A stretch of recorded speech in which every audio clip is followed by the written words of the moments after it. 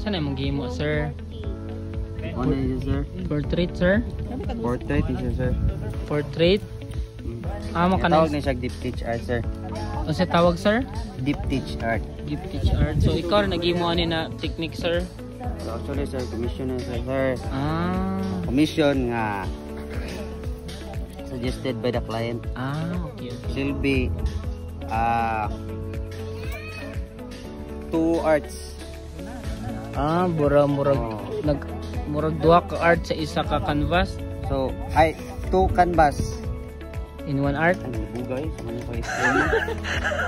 Silbi duha sa ka panel pero mahulog na sa isa ka painting. Sige mata. Sa duha. Okay. So, kanay based ni siya sa imong kaagi, sir, or mga hinaing or na-inspired lang kanina, sir? Na-inspired lang, sir, sa mga ideas po sa client, sir. Okay, sir. So, wala pa so, naman, sir, no? Nga molding and melting. Molding and melting.